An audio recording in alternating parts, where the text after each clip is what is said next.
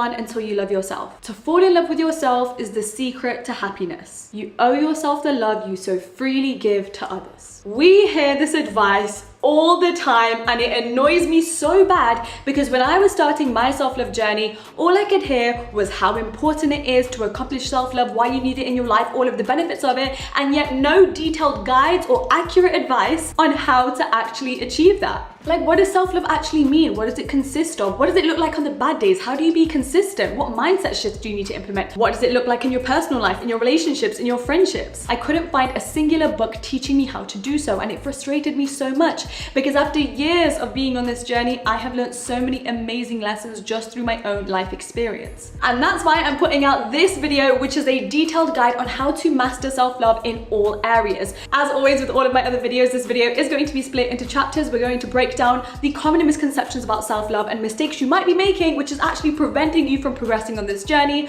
along with what self-love actually means and looks like, and then finally practical methods and tools you will need to be able to actually practice this in your life. Before we get into it, as always, be sure to check out the links in the description where you can check out the exclusive self-help content I put out every single day on my other social platforms, including the BTS daily vlogging I'm doing on my Snapchat right now. And of course, the links to order my book. This book is split into 3 separate parts: understanding, healing, and reawakening, to support you on every single step of your journey, whether it be healing, confidence, boundary setting, tools, mindset shifts, and so much more. Now, while I'll be giving so many practical steps and so much detail in this video, as I do with all of my self-help guide videos, I only have a limited amount of time, so I won't be covering every one. Common self-love mistakes to avoid. When I started this journey, I had quite a few slaps across the face from life because I thought I was loving myself and I thought I was doing everything right, when in fact I was going in the complete opposite direction, and I don't want any of you to make the same mistakes. So the first one is, self-love is not isolating yourself or becoming hyper independent. It is not self-loving to get to a place in your life where you don't need anybody and you're completely good on your own. However, it is more self-loving than ever to heal from your wounds, to learn how to open up and be vulnerable, to be so confident in your authenticity that you allow yourself to show up fully as who you are in front of other people so that you can cultivate the strongest, most authentic and healthiest bonds, whether that be romantically or in friendships. Please don't make the mistake that I once did of denying yourself the opportunity of romantic love, because that is such a huge form of self-sabotage. Human connection is so necessary to living a great life, and not trusting anyone or being comfortable enough to be vulnerable with them is you denying yourself of great life experience and memories. And yes, there is a chance you might get hurt, you might get betrayed, you might be uncomfortable, you might have to learn a bunch of lessons all over again. But self-love is holding your own hand throughout all of that, because the love you have for yourself will stay consistent throughout. Mistake number 2. Self-love is not pride. Feeling good about yourself because you got the job, aced the test, went to the gym, won the award, or did your makeup so great that you're getting loads of attention and compliments is not self-love. It's actually very fickle and based on extrinsic confidence. Extrinsic confidence is essentially when you are placing your worth on outside things, external factors, situations, and achievements, which I go into detail in the book. And the problem with this and extrinsic confidence is the second that you miss a day from the gym, the second that you get rejected from something, then all of your love slips away in that particular situation. But the thing is, self-love involves imperfection. It's actually the days where you fail, you mess up, you disappoint others, you disappoint yourself, that presents you the best opportunities to actually practice and improve your self-love. It's not about congratulating yourself when you win, it's about learning how to pick yourself up when you fail. When there are a billion chances to feel bad about yourself, to beat yourself up, to feel guilty, to say that you did it again, or that you're proving all of your limiting beliefs right, but instead making the choice to think differently. Like, okay, I haven't done my morning routine, or I didn't work out for a week. Self-love is refraining from doing the comfortable thing of feeling guilty or like you failed or that you're not this perfect, consistent human being that everyone else appears to be, but instead changing your self-talk to incorporate some self-compassion, to give yourself forgiveness, to be able to practice patience and tell yourself, I'm a human being, not a robot. Clearly, I needed the rest. This does not define me. I am not going to identify with a bad day and use it to define my future capabilities and where I can go. I can still achieve all of the desires that I put my mind to. One bad day, one bad month, one bad year does not define me or deem me lazy. Mistake number 3, self-love is not a destination. It is not something to complete, that you win or that you do correctly. It is something ongoing that forever adapts and evolves as you grow and evolve as a human being. For example, when I was 19, self-love to me was about becoming more socially confident, stepping outside of my shell, doing something that was outside of my comfort zone so that I could do some self-growth. A few years later, it was about letting go of external validation and needing to be the most popular person, and instead giving that attention and that validation to myself. A few years after that, it was about solo dating and mastering independence. And then after that, it was about loving myself through my failures and making sure that I wasn't overworking myself, but instead working on creating a balanced, fulfilling, joyful life. And right now where I'm at, self-love is all about bettering my mindset, undoing years of conditioning and limiting beliefs and working through generational patterns. And through all of that, I know it will keep on changing. And this is why patience is such an important part of self-love, because it will never be done. There's no point getting frustrated with yourself that you thought you achieved something and now you're back to square one. You're not back to square one. You've actually made so much progress in fact, that you are now learning about new things you need to improve or work on or change the way you think about. And you are only discovering those things you need to work on because you already completed all of the levels before that. Trying to get the work of self-love and self-growth done and out of the way and completed is a form of you rejecting yourself. It's like you think that you are your own biggest inconvenience, when in actuality, you are the greatest project you are ever going to work on. You need to get comfortable with the fact that you are going to continuously have to understand yourself and get to know yourself through all of your eras and through all of your phases to truly keep loving yourself. Point number 4. Self-love is not selfish. I get this question all of the time. What is the line between self-love and being selfish or doing too much or putting myself first and not caring about anybody else? And it makes me so sad that people are refraining from embarking on the journey of self-love because they think it's going to make them disliked, because they think it might make them a bad person, because they're going to be too self-absorbed, when self-love is not about any of that. And this is such a common misconception, because true self-love isn't just about you. In fact, when you are working on your confidence, when you are solving your insecurities, when you are changing your mindset, you become a person that shows up for all of the other people in your life so much better. Because guess what? Now you can support other people more genuinely. Now you're not projecting any scarce beliefs. In fact, you're so inspired and you've grown so much that you can impart more wisdom on other people. You can show up for them in a better capacity. You are no longer feeling resentful because you have enough boundaries in place where when you do show up for other people, you're doing it because you want to do it. You're living as your higher self. This links into number 5. Self-love is not self-absorption, because self-awareness is such a huge part of self-love. To be self-loving, you need to be able to recognize and acknowledge and hold yourself accountable for your toxic traits, for your weaknesses, on what qualities to keep and what qualities to let go of, and which ones to work on and which ones to change and adapt, not only to serve yourself, your future self, your inner child, but also the other people around you. Self-love isn't walking into a room and thinking that you're better than others. Self-love is walking into a room knowing you're great, knowing everything you're worthy of, and also recognizing everybody else is the same. They are all great. They are all worthy of their desires. You know you are that girl, but you also know they are all that girl as well. That is such a huge part of self-love, because the work in self-love involves becoming more secure in yourself, more internally confident that you can support other people's wins and other people's strengths without seeing it as a competition or a direct threat to everything you are insecure about, because you've already worked on yourself. And lastly, for this chapter, self-love is very different to self-care. I actually have an entire section and tables in this book detailing this entire point and different habits for self-care versus self-love and how to really separate this in your life. But essentially, self-care is looking after yourself. It's making sure you're well-groomed. It's going for a walk and getting fresh air. It's working out. It's meditating. Whereas self-love is working on yourself, on your inner self. It's journaling, doing shadow work prompts. It's going to therapy. It's changing your belief system. It's working on your self-talk. It's holding yourself accountable. Chapter number 2. So now that we know all of the common misconceptions, what is actually real self-love? What does that even mean? 1. Self-love is liking yourself through it all. Through the mistakes, through the repeated failures, through the growing, through the learning, through the comebacks, through the wins. So you can tell yourself, I love when I mess up because I love how I learn from it. I love how I come back from it. I love how it changes me. I love how I adapt. I love that I'm not the person I was last year. I love that so many challenges are still coming to me because I know that it's going to grow me into the type of person that I've always wanted to be. You like yourself through every phase of your life and through every situation. Your self-love and the way that you feel about yourself is not conditional. It does not depend on external factors of how things go. It is something constant within you because you understand that you are not a bad human being. Your opinion of yourself is the most valid one you are ever going to have. And because of that, you know all of your hopes, all of your dreams, all of your true good intentions. And if we know all of that, then why do we constantly put ourselves down? Why do we insist that we're not good enough, or that every inevitable and absolutely normal, regular human mistake all of a sudden means that we're not good enough and that we're not going to get to where we want to go? Self-love means in those bad situations where you could so easily put yourself down,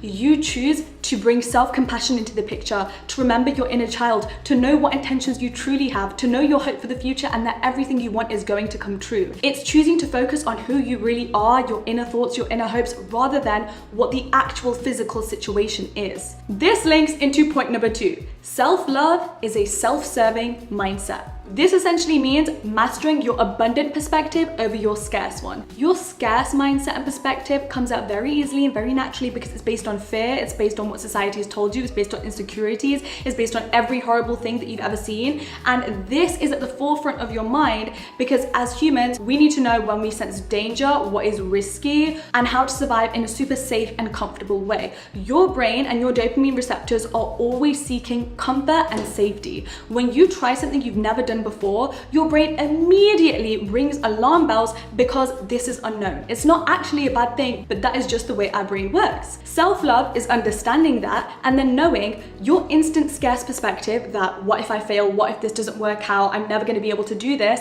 is not true, does not define you, is not the reality of who you are and where you're going. And so instead, self-love is cultivating and practicing the process of having abundant thoughts about every situation you have. You are putting in the hard work to let go of your natural instincts of being afraid, of letting fear run your life, and instead choosing how you want to deal with every situation to serve your highest self and to serve your future self to get to the life that you want to go to. I have a bunch of examples on this that take up so many pages in the book, so I'm actually going to give you guys a sneak peek and read this out to you. So, for example, let's say the situation you're in is that you are at an event which will involve meeting lots of new people. The natural instinct you will have, the scarce, fearful perspective that will be showing up in your brain will be saying, I feel so anxious around these new people. Why is no one talking to me? I bet everyone's looking at me and wondering why I look so awkward alone in the corner. I'm so shy. I'm not supposed to be here. The self-loving favor that you are going to do to be able to create your self-serving, abundant perspective and mindset will say, turning up here alone was such a big step for my self-confidence. Even if I don't make any friends, just doing this one thing to step outside of my comfort zone is a massive win. I'm so proud of myself. I belong in this room just as much as everyone else here, and my focus is only on the new opportunities I can grasp. How exciting. What also links into a self-serving mindset is to let go of the thoughts and beliefs that don't do you any favors. And I know that might sound so obvious to you, but when you really look inwards, you will understand how many thoughts and how many worries and stresses you hold, which actually are completely irrelevant. Let's take, for example, the way that your body looks in a certain outfit, or when you look at it in the mirror, the acne on your face, your appearance, the fact that you don't have the perfect nose, the fact that you don't like your eyebrows. Why is any of that irrelevant? Because the truth of the matter is, your appearance and your body shape are two of the least important and interesting things about you. You are a multifaceted, complex, completely unique, one-of-a-kind human being on this planet with a completely unique personality, perspective, way of seeing things, history, story, humor, kindness. And whenever somebody is introducing you to somebody else or talking about you, or if your friend or your family member had to sum you up in a few sentences, they would never talk about the way your body looks. They would not use what your nose shape or bridge is like to explain who you are as a human being. They will explain your personality, the effect you have on other people, how you've grown, how intelligent you are, your achievements. And so if other people aren't focusing on your bloating or your outfits, then why do we put so much pressure on ourselves to think about that when we have so much more value and so much more to offer in the world? When you think about it that way, that's self-serving. When you think about the things that actually are you, not the things that stress you out and make you feel like you're not good enough, when in actuality, they don't matter whatsoever. 3, self-love is you favoring your energy above all else. This is such an underrated way to focus on your self-love. It's like, I'm gonna focus on being grateful every single day. You know why? Because that raises my energetic vibration, which increases my manifesting abilities, increases my mood, and then therefore my mental health, and makes me actually enjoy the life I'm living. How self-loving is that? It's making sure you have the right routine that is going to benefit your hormonal balance, which means fresh air, sunlight, moving your body, eating the right foods. It's creating balance in your lifestyle so that you're actually actioning your goals, but not overworking yourself to the point where your goals and your achievements define you, because you are also worthy of experiencing life, enjoying it, resting, and taking days off. It's working on your mindset, your perspective, the way that you see things, what you surround yourself with. And essentially just asking yourself in every situation and every day, does this serve me? Does this align to me, my highest purpose, my goals, where I want to get to in life, and my happiness? Because when your energy is in the right place, because of the life that you created for yourself and that you're being super intentional and conscious about, everything feels a whole lot better.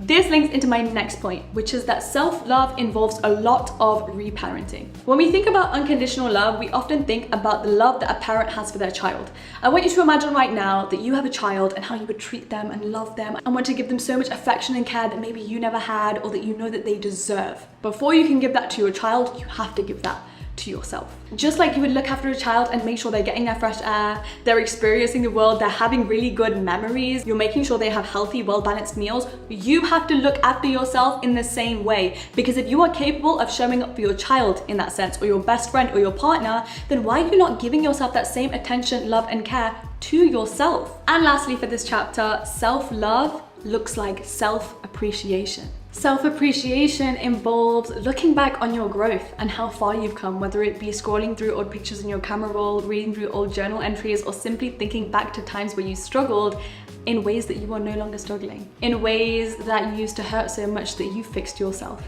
and that you were completely over and healed over now and living a much better life as a result. Well, yes, there are so many things that we are working towards and goals that we are setting ourselves. There are so many things that we once wished for that we currently have because we gave them to ourselves. We got them for ourselves. We achieved those things. And we rarely pay attention to those because we're so fixated on the future. Self-appreciation is you being present, is you realizing how far you've come. Self-appreciation is also taking yourself on dates, dressing up for yourself, giving yourself the good conversation that you focus so much on giving to others. You know how you're so focused on learning every insignificant detail of what makes somebody themselves, or understanding themselves completely to make sure that they feel safe with you? You need to start giving that to yourself. Just like how you would dress up really nice for a date to impress the other person, you need to start impressing yourself because you feel good when you look good. And this leads us onto the final chapter, which is my personal favorite, chapter number 3, practical ways for you to love yourself. In this chapter, I'm going to be detailing a bunch of different tools and methods you can use to actively and physically practice self-love in your life, so there is no confusion from this point. And like I said before, in the book, after every single chapter, and there are 12 chapters in there is a chapter summary to make sure you can always revisit the book and refresh your knowledge to make sure everything you're learning you're remembering. But also after every single chapter, there's also a homework summary where you get minimum 3 homework tasks per every single chapter on things to do to contribute and make progress on your self-love journey. And in this chapter, I'm going to be sharing just a few of them, but there are way more in here, like times 12 by 3, and that's just the minimum of the amount of actionable and practical steps you get in here. Self-love method number 1, action supported beliefs. You can tell yourself, I am confident, I am worthy, I love myself, I come first, all you want. But if in your life you are too scared to say no, you rarely set boundaries, you're always putting other people first to show them how much you care about them, you are basically telling yourself that you don't matter just through your actions. It doesn't matter how many affirmations you say, it doesn't matter how you speak to yourself at that point when your actions don't align to your self-love mindset. They go hand in hand. Every single new belief that you want to incorporate into your new abundant perspective or self-love lifestyle needs a corresponding action. So if you want to start believing that you're confident, then maybe the corresponding action for you looks like starting to take pictures and post them on social media because that's what you've always wanted to do. Or it looks like going out with no makeup on.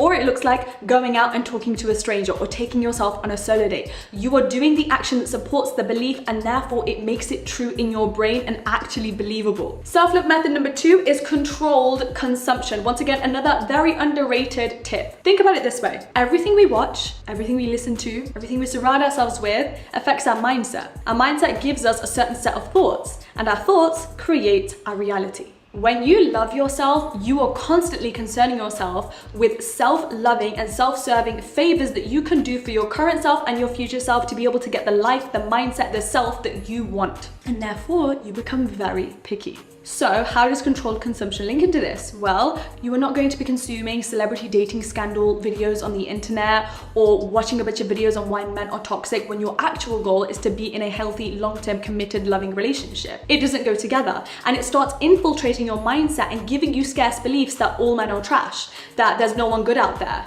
that people are really bad. You would instead do yourself the self-loving favor of altering your algorithm and consuming content, whether that be videos, books, or podcasts on healthy relationship tips or lessons I've learned from my healthy relationship and content about how to make a healthy relationship work, because you are then influencing your mindset to be able to believe that all of that is possible, which then helps you go out and achieve that result much better. The same goes for concerning yourself or keeping up to date with beauty trends or unrealistic expectations and trends on social media on how you're supposed to look. It's a waste of your time. It makes you feel like you're never good enough. It makes you keep chasing a certain standard to be good and worthy and attractive. The same goes for the people in your life, whether it be toxic family members, whether it be friends who may not necessarily be bad people, but if they are insecure and they have a scarce mindset, that is then going to influence your mindset, and you are not doing yourself any favors by allowing people to have access to you and your life who are not aligning to where you want to go. The next self-loving method is self-discovery. Can you love someone who you don't know? No. You can't at all. It's impossible. And that's why self-discovery is such a key element of building your self-love. I think inner child work and shadow work are really good practices at this. Revisiting the things that brought you so much joy as a child is a great way of doing this. I personally love to scroll back in my camera roll and revisit old memories or watch home movies of me as a child to see who I always have been and those core elements of my personality. I love to journal using prompts to figure out who I am, what my values are, what my likes and dislikes are, because sometimes we are so concerned with work and achievements and just surviving every single day that we rarely actually pay attention to who we are. We are so focused on the outer and the external world of I need to be there for this person, I need to do this, I need to make sure all this gets done, and I meet these deadlines before I go to bed, wake up and do it all over again. That how often are you actually paying attention to who you are, how you're changing, how you're growing, how your mindset is evolving, what you want to change, what you want to keep, what you appreciate about yourself? This links into method number 4, self-compassion. Instead of blaming yourself for the wrong decisions you've made, give yourself permission to actually be human for once. I always say this to people when they might have gotten into the wrong dating scenario, friendship group, relationship, and it's all failed and it's gone, and they're like, I can't believe I did that. How would you know any better? You've never done it before. You're learning as you go along, and that's the beautiful part about it. And this is where self-compassion comes into play. It's about realizing that you can't be perfect, you don't have all of the answers to everything, because this is your first time experiencing literally everything. And it's through experiences and failing and falling down and then coming back from them to learn the lesson in which you actually learn what you want. Self-love method number 5 is intentional joy. There is nothing more self-loving than taking ownership of your happiness rather than just waiting for it to be the right time, the right situation, the right circumstances and events for the happiness to come to you, for you to be worthy of it, for you to earn the happiness because you got everything you wanted. No.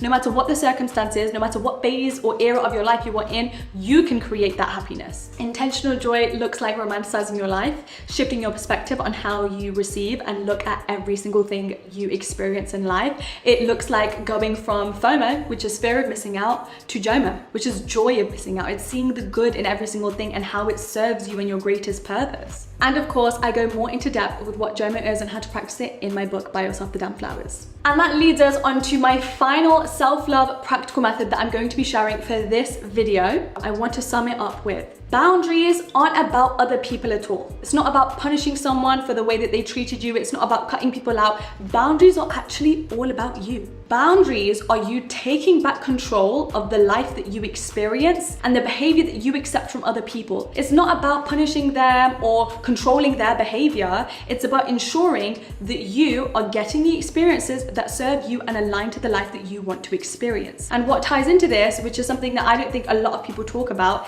is self-boundaries, which is when you do what you say you're going to do when you said you were going to do it. Now, self-boundaries are a little bit different because they're all about yourself and you maintain all of the control in your life because you are the one in the driver's seat. Then you cannot fulfill or complete a self-boundary without committing action to it. Self-boundaries are all about making sure that you're being self-loving and you are not neglecting yourself. So let's say you've set the self-boundary of, I'm going to make sure I work out consistently this month. You fulfilling that boundary looks like scheduling time in your calendar of when you are actually going to work out, buying the membership to hold yourself accountable, booking in workout classes in advance, setting up different types of morning routines which align to different phases of your cycle or your routine or your busyness or the time that you're going to have that day. But that is you planning in advance to make sure that you show up for yourself in the promise that you made for yourself. And there is nothing more self-loving than that. Those were just some of the lessons that I've learned on my self-love journey, but there are truly so many more in this book. There's still part 2, which is all about healing, and part 3, which is all about reawakening and your life after completing self-love, which I didn't even touch on in this video because there's just so much to say. But I really hope you guys enjoyed the insights and the lessons that I gave in this video, and it's inspired you to start your self-loving journey, and it's given you a bunch of tips and ideas on how to start this going forward. Remember that you can buy my book in stores all over the UK, or on Audible or on Kindle, and depending where you are, you can pre-order this now because it's releasing in December in certain countries. I can't wait to hear what you all think about this book because I truly poured my entire heart and soul into it with all of the experiences and lessons that I learned into it as well, and I'm so confident that it's going to completely transform your life when you read it, because I honestly wrote the book that I wish I could have read that would have gotten me my dreams and my desired result a whole lot faster. Thank you so much to those of you who have already purchased the book and are supporting me on this journey. I love you guys so much. Thank you for just watching this video. I would love if you guys could comment down below and let me know what you enjoyed about it because I love to read through them. And I will see you guys same time next week for a brand new video on Friday. I appreciate you. Bye.